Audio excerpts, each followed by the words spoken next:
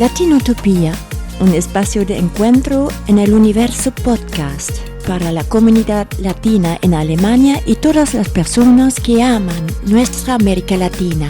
Con William Bastidas.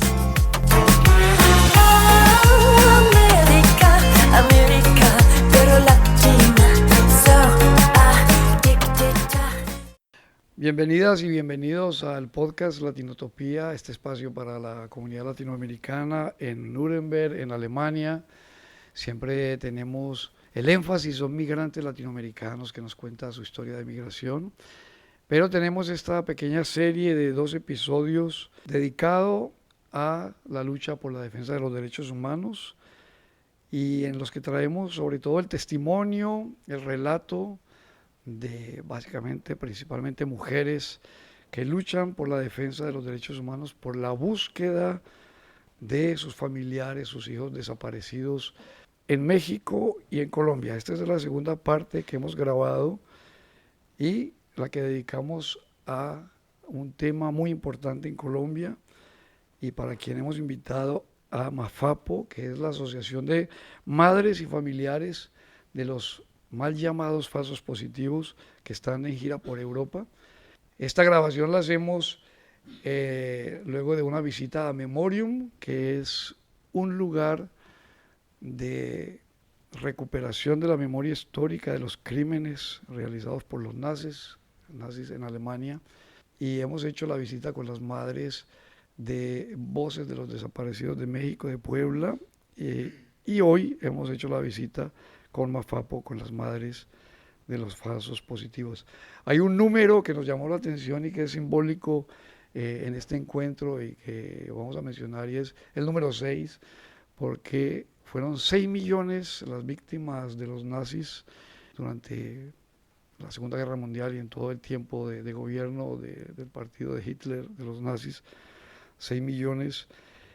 Y los juicios de los criminales, de esos criminales de guerra y criminales contra los casos de lesa humanidad, esos juicios se realizaron en la sala 600 que visitamos en Memorium, y el número 6402 es el número de estas personas que fueron de manera forzada, llevadas por el ejército, asesinadas, presentadas como guerrilleros, algunos como combatientes, siendo ellos población protegida, población civil. Falsos positivos son ejecuciones extrajudiciales condenadas por el derecho penal internacional, y precisamente Memorium y la sala del juicio 600 son los orígenes del derecho penal internacional. Estamos con un grupo acá de colombianos de Nuremberg y Múnich, por eso van a escuchar el sonido de algunas bebidas que vamos a empezar aquí a compartir. Vamos a tomar un poco de agua y escuchamos ahí, y vamos a compartir acá también con nuestras invitadas y con la gente que nos acompaña aquí.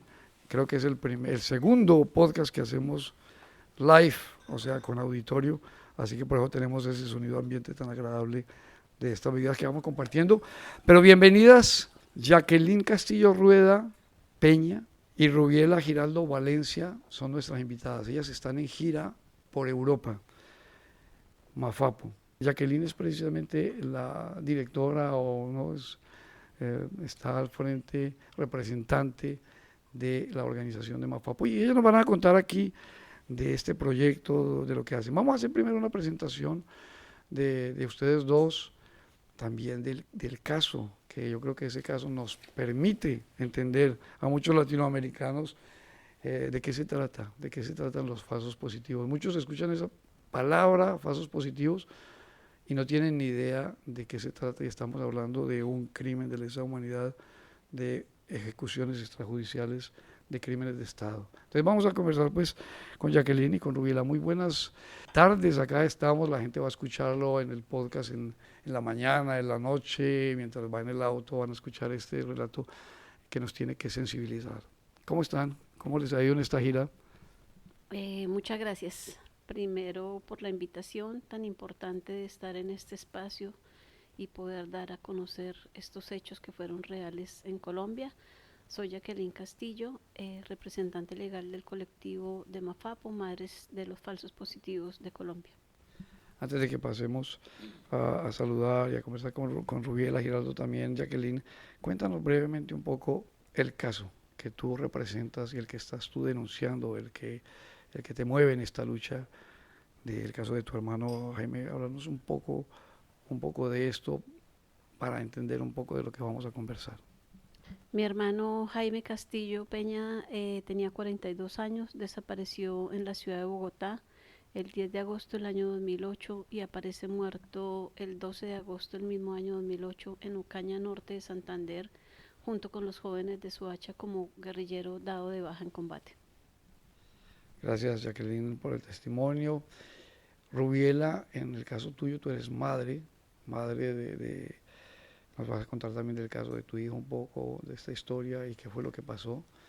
Madre de una de las víctimas de la violencia del Estado. Cuéntanos un poquito, Rubiela, de tu caso. Bueno, buenas tardes, mi nombre es Rubiela Giraldo. De verdad les agradezco mucho por esta invitación. Pues mi hijo se llama Diego Armando Marín Giraldo, un chico de 21 años, lo sacaron de la casa. El 6 de febrero del 2008 me lo asesinan el 8 de febrero del 2008 y lo encontré el 1 de octubre del 2008. Diego y Jaime hacen parte de un grupo de 6.402 personas que entre el 2002 y el 2008 fueron así de manera forzada, interrumpidos en su vida, en sus labores, llevados con falsas promesas de un empleo, engañados y luego ejecutados de una forma absolutamente injusta y arbitraria, y las familias quedaron en esa incertidumbre de qué es lo que pasó, de qué sucedió con estos casos, ¿no? La palabra falsos positivos, Jacqueline, que mucha gente lo escucha, ustedes están en gira, la organización se llama Mafapo, ¿no? Madres de Falsos Positivos. ¿Qué indica esa palabra? ¿Ustedes cómo la pueden explicar un poco para que nuestros oyentes que no están familiarizados con este caso entiendan un poquito de qué se trata? Bueno, pues tenemos que primero hacer como una pequeña introducción en respecto con los combates que realizaba el ejército. Cuando ellos daban una baja de algún guerrillero, para ellos era un positivo. En este caso, como la población que asesinaron eran civiles, por eso se denominaron los falsos positivos. Pero pues finalmente en las investigaciones de la Justicia Especial para la Paz están dominados como ejecuciones extrajudiciales, como muertes ilegítimamente presentadas como bajas en combate. En realidad se trata de ejecuciones extrajudiciales, ¿cierto? De personas protegidas, de población civil. Y bueno, ya explicaste muy bien, Jacqueline, el ejército estaba como en el afán de presentar resultados por una norma que en Colombia se emitió bajo el gobierno, estamos hablando del gobierno del expresidente Álvaro Uribe, y toda la doctrina y toda la teoría de la seguridad democrática, y en el marco de este gobierno se generaron esta cantidad pues inmensa, brutal de ejecuciones. Mafapo, ¿cómo surge? Ustedes vienen en esta lucha, en esta búsqueda, creo que si no me equivoco es desde 2008 o 2010 que empieza la organización. ¿Cómo es que surge esta iniciativa? ¿Cómo es que se encuentran las mamás y los familiares de las víctimas? ¿Cómo se llega como a ese momento tan importante de la lucha por buscar a estas personas, a estos 6.402 jóvenes, mujeres y hombres que fueron ejecutados? En el mismo año 2008, cuando yo estaba buscando a mi hermano, vi la noticia por televisión de lo que había pasado con las madres de Soacha. Me pareció muy terrible, muy doloroso ver esa situación. Nunca me imaginé que Jaime formara parte de ese acto tan macabro que se estaba viviendo. Cuando me entero de que él también figuraba como un guerrillero dado de baja en combate, después de ir hasta Ocaña a rescatar su cuerpo, en ese mismo año, en noviembre, me fui a la personería de Soacha. Soacha es un municipio pegado a Bogotá, es un municipio en que su población, la mayoría son desplazados de sus tierras, son familias humildes, familias de escasos recursos, familias vulnerables. Por eso decidí buscar en la personería, tener contacto con estas madres, denunciar, porque algo que me pareció sumamente terrible fue haber sabido que el ejército, quienes están para cuidar la vida de los ciudadanos, hayan cegado la vida a miles de civiles. Sabía que esto no se podía quedar callado, que estas mamitas tan vulnerables podían ser calladas. Me di esa tarea de luchar con ellas por buscar la justicia, demostrar que nuestros familiares no eran guerrilleros, y desde entonces venimos trabajando juntas. Yo me imagino, o sea, todos podemos imaginarnos fácilmente el dolor que implica una pérdida, y sobre todo una pérdida cuando al comienzo uno tiene esa incertidumbre y todo esto. Y Rubiela, tú eres mamá, Diego, te arrebataron a Diego, y nos imaginamos como ese primer momento, el momento en que tú te enteras de esta noticia de dolor. El dolor no te bloquea, sino que el dolor te mueve a buscar justicia. Cuéntanos un poquito de ese proceso tuyo, de cómo te articulas tú con la organización, con Mafapo, con las otras madres. Ayúdanos a entender un poco a eso, a las personas que no tenemos esa experiencia de búsqueda, ¿no? Y que pensamos, bueno, yo pierdo a mi hijo, mi hija, me sumerjo en el dolor, eso me bloquea, ¿no? Pero tu caso es un caso diferente, el caso tuyo es el de una mamá que se para, que lucha y que se organiza. Me parece eso como una historia realmente linda para compartir. ¿Cómo inicias ese proceso? Bueno, la verdad pues nunca me imaginé de que cuando yo veía en la televisión de que estaban encontrando chicos en Ocaña, nunca me imaginé que mi hijo estaría allá. O sea, uno o de mamá nunca se hace la idea de que un hijo va a estar allá también. Resulta que en septiembre, a finales de septiembre, llegó un agente del CTI, se unió con una hija de Gloria Martínez, un chico también que es Daniel Martínez, que salió también con mi hijo, y entonces escuché y me dijeron, él va a ver si busca los muchachos, a ver, porque es que no son como que nomás los hijos de nosotros, vemos que son como varios chicos. Entonces, ¿qué hizo él? Él dijo, yo no les estoy diciendo a ustedes que los chicos están en Ocaña, pero vamos a buscar porque allá hay un comentario de que en Ocaña hay mucho chico y no saben de dónde son. Entonces sí, le dimos que sí.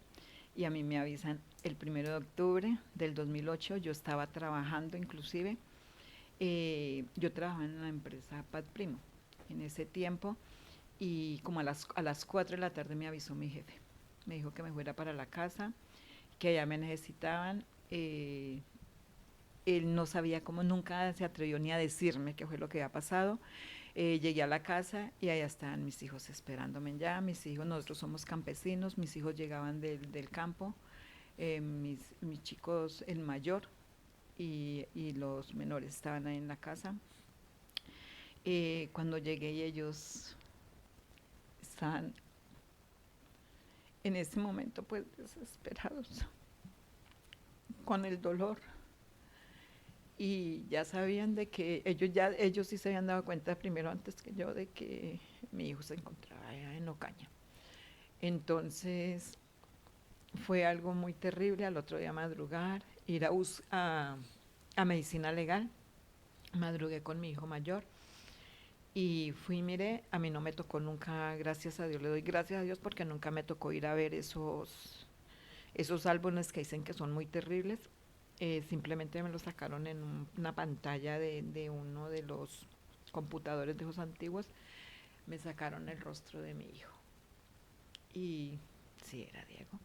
Me le habían cambiado la ropa, porque mi hijo mayor supo cómo salió su hermano de la casa, él se dio cuenta porque él estuvo en el trayecto de cuando lo sacaron a él, él vio inclusive al reclutador, porque el reclutador y Daniel Alexander, que fue otro chico asesinado, ellos estaban a una esquina, a una esquina, estaban a una cuadra esperándome a Diego, y mi hijo mayor se dio cuenta y todo. Entonces él me dijo, madre, Diego no estaba vestido así, nos dijeron cómo estaba vestido a él.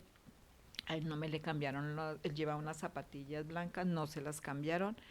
Me le cambiaron el pantalón y le cambiaron la camiseta. Él tenía su ropa interior de Pat Primo, que todo eso cada detallito lo dan allá en medicina legal. Y ahí ya empezamos esa búsqueda.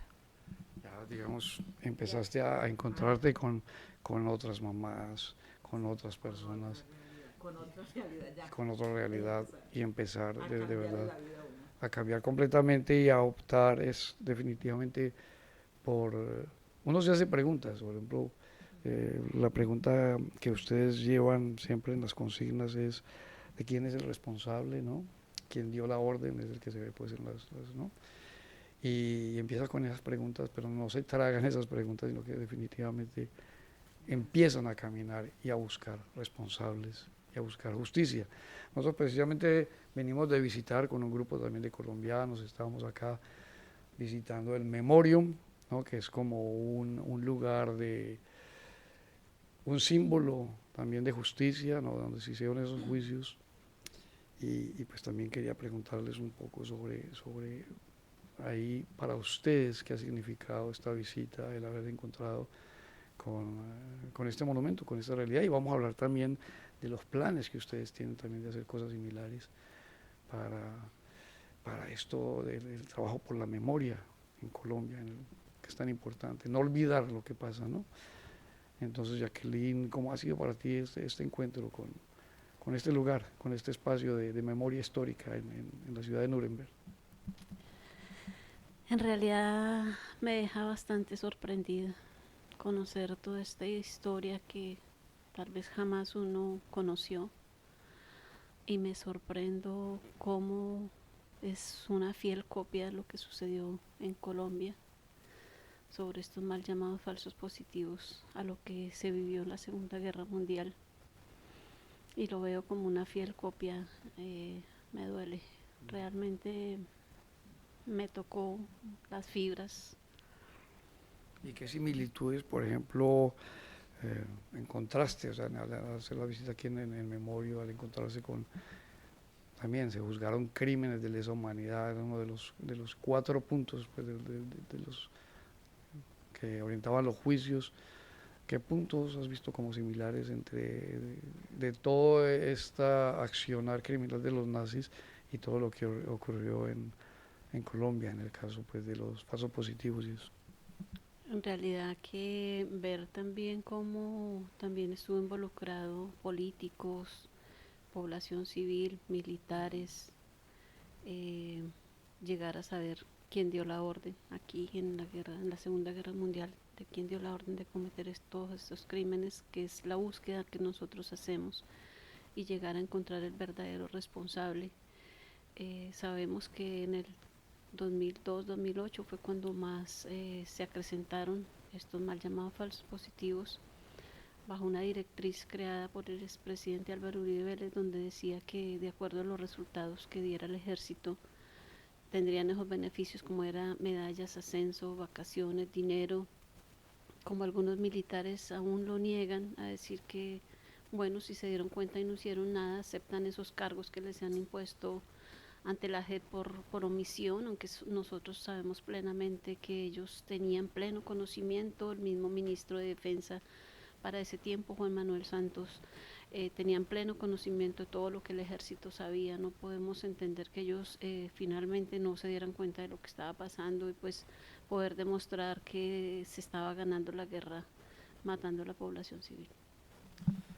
Entonces ahí hay unos puntos de similitud. Por ejemplo, no fuimos, ustedes están aquí en Nuremberg poco tiempo, no tuvimos la fortuna de ir a otro de los centros de documentación que hay muy importante, que relata un poco la historia de los nazis, que es el Doku-Zentrum, y ahí por ejemplo se habla mucho de las leyes de Nuremberg, las leyes raciales, como un cuerpo también de leyes o decretos o declaraciones emitidas por los nazis, y que justificaban el accionar, o que justificaban incluso el exterminio o la ejecución, el asesinato de los judíos, o sea, el genocidio. Y se basaban también, ellos querían justificar eso a través de unas leyes. Y Jacqueline, tú mencionas que había un decreto que se emitió y que fue seguramente aprobado pues por el Congreso, no sé qué, y también estimuló esos asesinatos, ¿no? No sé, Rosalba, si de pronto quieres ampliar un poquito sobre ese decreto, sobre esa ley, y que fue como sustento también un poco jurídico, ¿no?, de las leyes de esa tragedia, ¿no?, que ocurrió. Bueno, pues lo que dice mi compañera, sí, por lo menos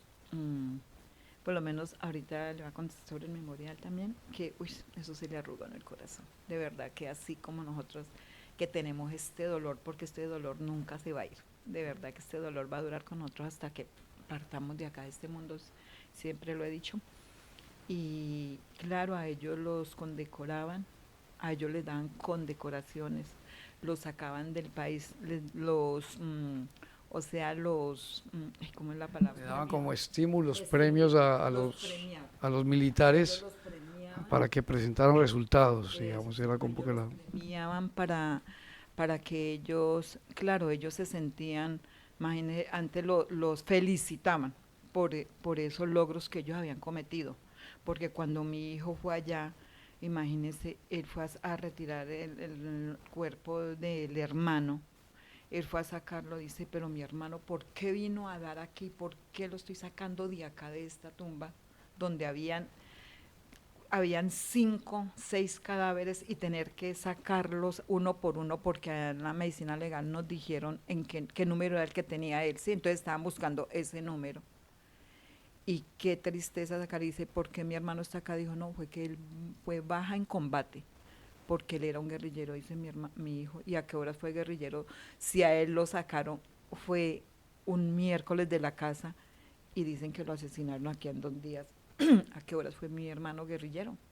Y él pagó servicio militar en la policía, acababa de pagar servicio militar en la policía. Entonces, O sea que no había ninguna investigación, no había, no solamente era el hecho, la ejecución extrajudicial, o sea, el acto que hacían los actores militares, no solamente era eso, sino que después de todo eso había todo, digamos, ocultamiento, no había apoyo de las instituciones para ustedes, las víctimas, en investigar esos casos, había toda una cadena de complicidades y de ocultamiento, no sé, y de hacer difícil la búsqueda de la verdad. Es un poco lo que cuentas, ¿no? sí, señor. Nosotros siempre, todas lo hemos dicho, o sea, la complicidad desde Ocaña, porque en Ocaña fue que empezaron en todo ese territorio, Putumayo, todo eso, empezaron a hacer esos crímenes. Y después de que vieron que ya la gente en Ocaña estaba como, no podemos sacar más chicos de acá porque se van a dar de cuenta, entonces que vamos a ir a otros territorios, pero fuera ya en norte de Santander, para sacar los chicos y presentarlos como hoja en combate. Por lo menos nosotros siempre hemos dicho que medicina legal, la fiscalía, el DAS, el CTI, todas las autoridades en Ocaña, ellos tienen culpa. ¿Por qué? Porque ellos nunca en ningún momento, yo encontré a mi hijo 8 meses después, pero se encontró fue porque estaban ya dando en las noticias de que habían mucho chico allá y habían gente, los primeros que fueron, que los últimos fue que asesinaron fue en agosto, y llegó un chico y dijo, pero tan raro, mami, yo distingo a otros chicos, dijo, estos son chicos de Soacha. Entonces por eso fue que nosotros empezaron ya como la noticia a decir, ¿por qué tanto muchacho acá? Y nunca las autoridades allá avisaron ni nada. Sí, ustedes comentaban que llevan ya como 13 años, no sé, 15 años ya en estas luchas y en estas búsquedas, y yo quería pues como preguntarles, ya hemos hablado un poquito del hecho, de los hechos, de la realidad, ¿no? Hay antecedentes, es tan complejo, o sea, en un podcast en tan poco tiempo realmente no podemos abarcar la complejidad de este caso, de esto que tiene casi características de genocidio, ¿no? 6.402 personas, es un número demasiado grande,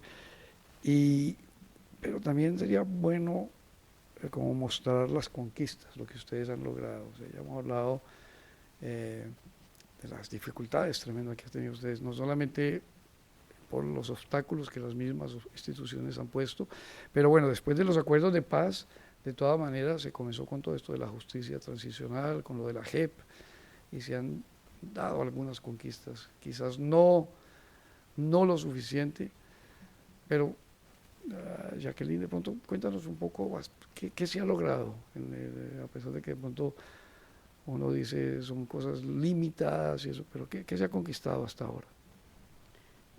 Creo que en esta lucha de 15 años en realidad que hemos tenido varios logros bastante positivos, como haber desmentido cuando el expresidente dijo que los jóvenes no andarían recogiendo café. El año pasado en las audiencias en abril, audiencias en Ocaña, donde algunos militares reconocieron públicamente que se habían llevado a los jóvenes bajo falsas promesas de trabajo, los habían asesinado, los habían presentado como guerrilleros. Haber limpiado el nombre de nuestros familiares creo que es un logro bastante importante. Haber desmentido también cuando él dijo que eran algunas manzanas podridas al interior del ejército. Sabemos que el ejército en Colombia está conformado por algo más de 4.000 hombres y son más de 2.000 hombres que están siendo investigados por estos casos de ejecuciones extrajudiciales.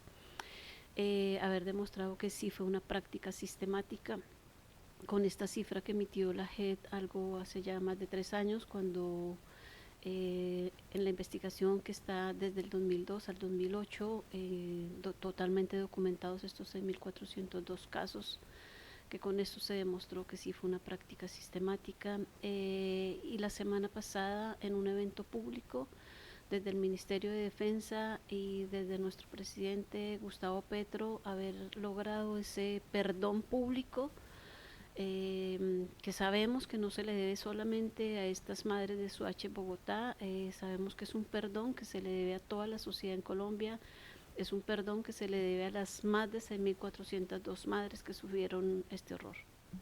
Y también hay un caso que creo que es representativo y muestra también como un logro, y es muy reciente, que fue el 30 de agosto, los cargos que se dieron contra el general Mario Montoya por parte de la JEP.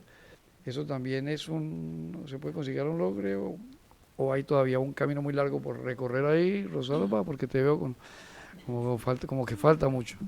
Sí, falta mucho porque, pues sí, es un logro muy grande, pero fue como de 133 casos. Imagínese ese hombre, cuántos casos tiene más por decir la gente y por decir él que sí los cometió, porque él niega, él dice que no, a pesar de que la gente, los coroneles, todos los mayores, todos ellos dicen, lo que él quería ver era ríos de sangre. Y entonces, imagine, él por lo menos él no quiere involucrarse en los casos de nosotros y muchos casos que hay, solamente en el 2002, ¿cierto? 2002 fue en un año nomás, que le sacaron 133 casos. Y vemos también como esa similitud que hay aquí cuando hubo esas audiencias que también todos negaban. Allí con los altos mandos ha sucedido eso, ellos niegan. Es muy difícil, digamos, este tema de recuperar la verdad, saber la verdad, porque la colaboración, pues, falta un poco también de colaboración y falta mucha verdad. Hay mucho camino que recorrer. Están ustedes de gira por Europa, ya antes de que empecemos aquí a abrir un poco también el diálogo con las personas que nos acompañan, que de pronto alguien tiene una pregunta. Pero ustedes están de gira, estamos en plena gira, el podcast sale ya un poco después, quizás después de la gira, siempre es así que se demora, van pasando de acuerdo a podcast que ya están, en fin. Pero ahorita que estamos charlando, ustedes están en plena gira, ¿no?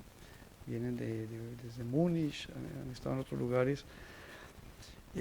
¿Por qué Mafapo da este paso y dice, bueno, vámonos también afuera? Seguimos la búsqueda no solamente en Colombia, no, salimos.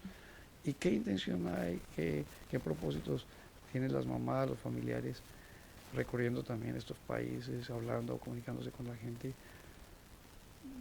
¿Qué ideas hay? Bueno, yo creo que para nosotros es bastante importante poder seguir haciendo esta pedagogía, dando a conocer estos hechos que fueron reales, que sucedieron en Colombia, tanto a nivel nacional como a nivel internacional. Aún hoy, 15 años después, hay mucha gente que cree que esto no fue cierto. Hay muchos colombianos en el exterior que tampoco conocen mucho la historia de nuestro país. Y creo que es una de las maneras que nosotros buscamos, a pesar de que limpiaron ya los nombres de nuestros familiares, que hubo un perdón público, no podemos dar por terminada esta tarea. Nosotros seguimos luchando para que esto jamás se vuelva a repetir, que esto quede a través de aquí en adelante en la educación de todos nuestros jóvenes a nivel nacional, a nivel internacional, que se conozca parte de esta historia de Colombia. Para que esto, como lo dije anteriormente, jamás se vuelva a repetir, pero que esta lucha nosotros la hacemos por nuestras próximas generaciones. Muchas gracias, Jacqueline. Bueno, tenemos acá, no sé si alguien tiene una pregunta de lo que estamos acá, alguna inquietud, también podríamos. Yo no sé si sea una pregunta, pero sobre todo yo quiero expresar mi admiración por ustedes. Yo cuando me dijeron que iban a estar acá, yo quería conocerlas, quería verlas en persona. Esto es muy simbólico, porque nosotros siempre hemos escuchado todo por la radio, por la televisión, y está muy pendiente.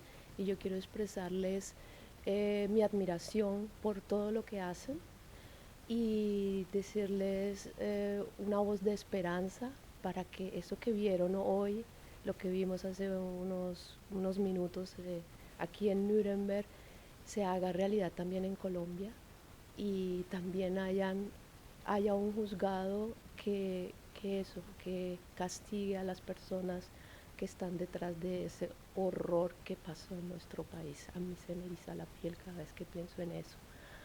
Quisiera preguntarles ustedes cómo hacen para sacar esa fortaleza para seguir adelante después de 15 años en este martirio, porque debe ser un martirio. Bueno, a nosotros yo creo que esto nos lleva a nosotros hasta el fin, es por este dolor que nosotros tenemos y porque más familias no sufran este horror que hubo en Colombia y que hay, o sea, porque siguen. Y sigue a nivel mundial, se puede decir, porque que llegue otra persona a acabarle la vida a una persona por satisfacción, por satisfacer sus deseos de que tienen que hacerlo, no. Entonces yo creo que todo esto es lo que nos impulsa a nosotras, y yo tengo 3 hijos más, tengo 3 personitas más a mi alrededor, y yo creo que, no, yo solo imaginarme que me toquen, ay Dios mío, yo creo que no, ya no aguanta uno. Otro golpe así no aguanta uno, porque es que un hijo, sobre todo un hijo, para mí un hijo es parte de nosotras, ¿sí me entiende? Es parte de que salió del vientre de nosotras. Entonces esto lo desgarra a uno. Esto es un desgarre que nos hicieron a nosotras desde nuestro vientre. Entonces por eso, no, Dios mío, todas las mamitas que están sufriendo y que sufren este horror, nosotras, así sea una hermana, y sea todas, porque todas somos mamás. Entonces todas sentimos.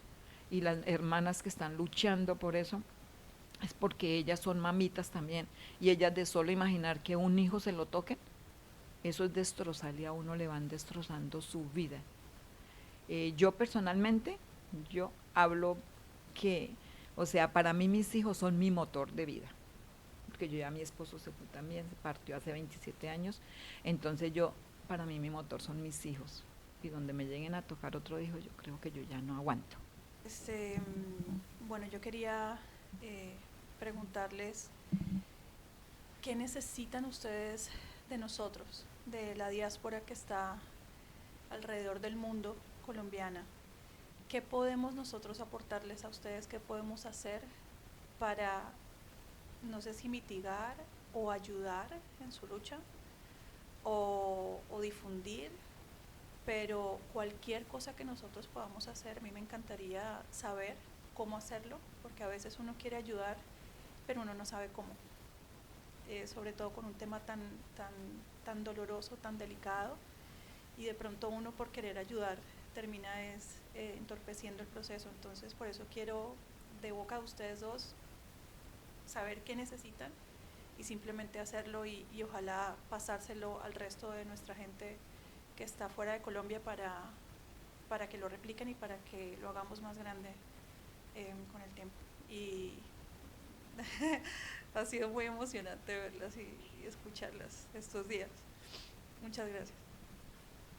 Pienso que el llamado que nosotros hemos hecho en muchos espacios es que no seamos indiferentes, porque a veces pasamos que cuando no hemos estado sumergidos en estos hechos, como que, bueno, a mí no me sucedió, o sea, no me interesa.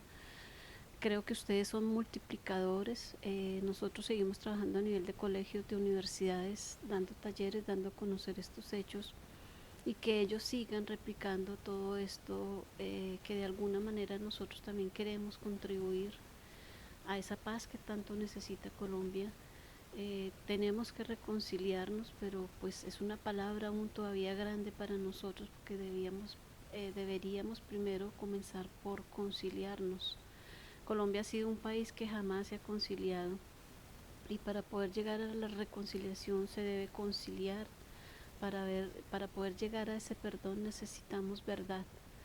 Y creo que todo este gran trabajo es por nuestros jóvenes, por las próximas generaciones, para que esto no se repita, para que ninguna madre jamás tenga que vivir este horror que vivimos nosotros, y que de alguna manera logremos esa paz que tanto necesitamos para nuestro país.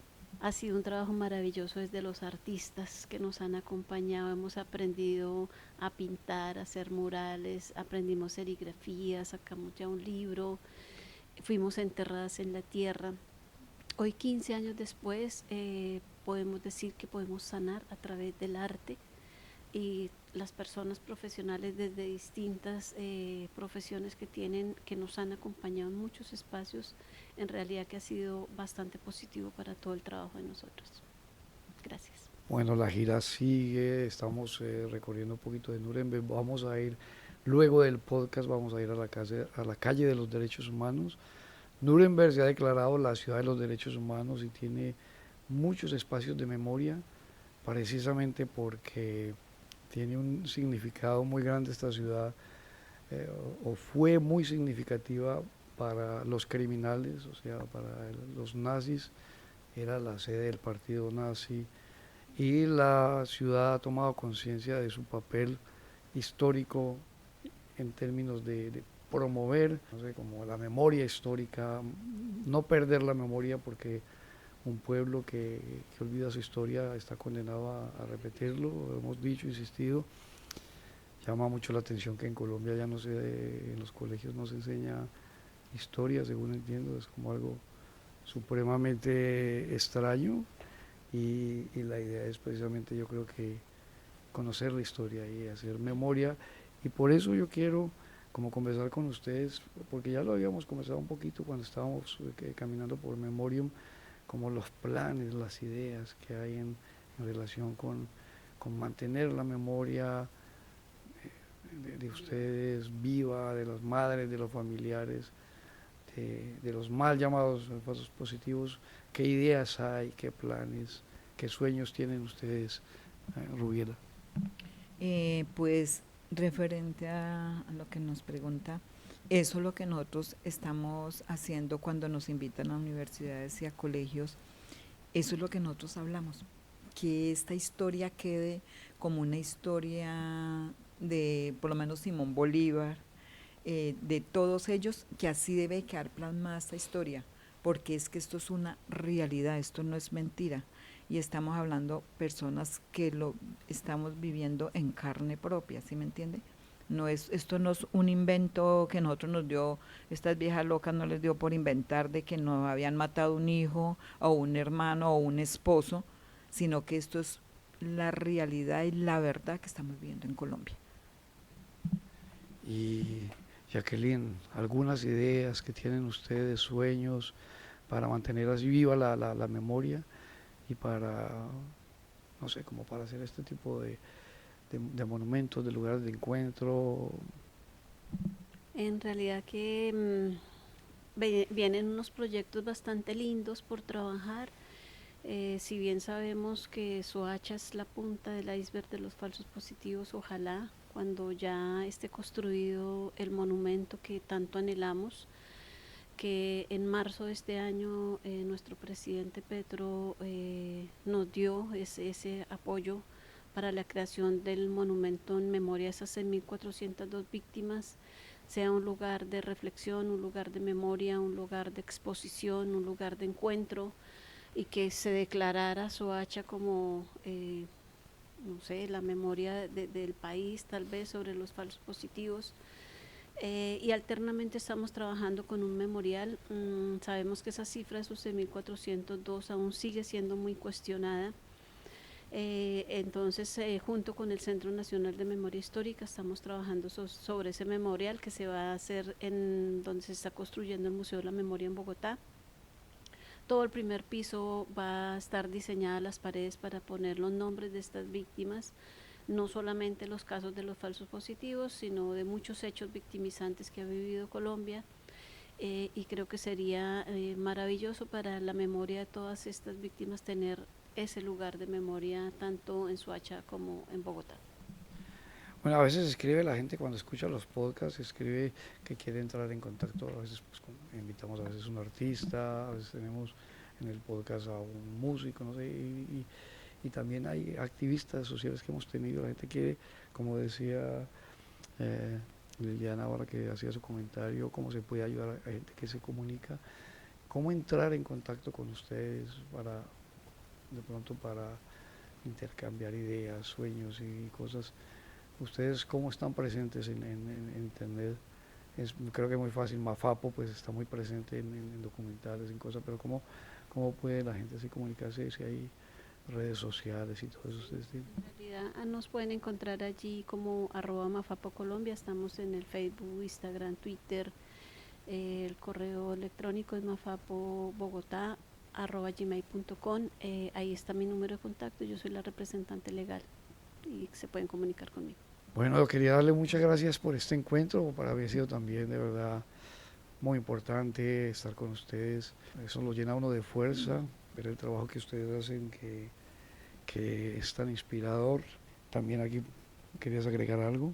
Yo quería hacerles un regalo. Yo he hecho en los últimos días algunas décimas y les quería regalar 2, si tú me lo permites. Claro, ese es un regalo para ellas acá, muy lindo. A ver. Familiares de víctimas sufren la desaparición y claman por reclamación. Ellos en prosa, yo en rimas, lo que el corazón lastima, y reclaman las verdades que ocultan falsas deidades en su hueco corazón, propagando la desazón de habitar el reino de Hades. No hay bondad en una guerra, solo horror más destrucción, asesinato, negación. Pobre gente se destierra, se despoja de la tierra. Solo queda la familia, largas horas de vigilia, de corazones dolientes, valientes sobrevivientes. Solo la verdad concilia. Muchas gracias. Muy lindas palabras. Podemos aplaudir. Una sorpresa ahí que también los oyentes de Latinotopía del podcast pues pueden, digamos, es una forma de disfrutar más como reflexionar ¿no? Y también dejarse cuestionar, sensibilizarse, como nos han dicho Rubiela y Jacqueline. Y uno de los motivos del podcast es de verdad, con los invitados, llevar inspiración a la gente. Yo creo que ustedes son inspiración de fortaleza, y no solamente para mamás a quienes les han arrebatado así de manera violenta y forzada a sus hijos, sino para otras mamás que viven la situación de dolor. Ustedes muestran que no hay que paralizarse, sino que uno tiene que seguir adelante, luchar, buscar la verdad, ¿no? Estas preguntas que ustedes tienen, al fin, quién dio la orden, quién es el responsable, todo eso absolutamente legítimas, ustedes la llevan como bandera y la llevan por el mundo, e inspiran a madres de México también, con quienes hemos conversado, que están en estas luchas, en Perú, en Bolivia, en Chile, en Brasil, que son en toda parte, que están sujetas a este tipo de violencias y todo eso. Y ustedes son pues una fuente de inspiración, y por eso les quiero dar muchas gracias. Yo creo que en nombre de todas estas mamás y de todos estos familiares, y en nombre de todos, porque necesitamos ese tipo de pedagogía también. Muchas gracias, y gracias por participar en Latinotopía y por venir hasta acá, hasta Nuremberg, y hacer esta visita llena de memoria y de encuentro, de inspiración. Muchas gracias. Muchas gracias. Muchas gracias.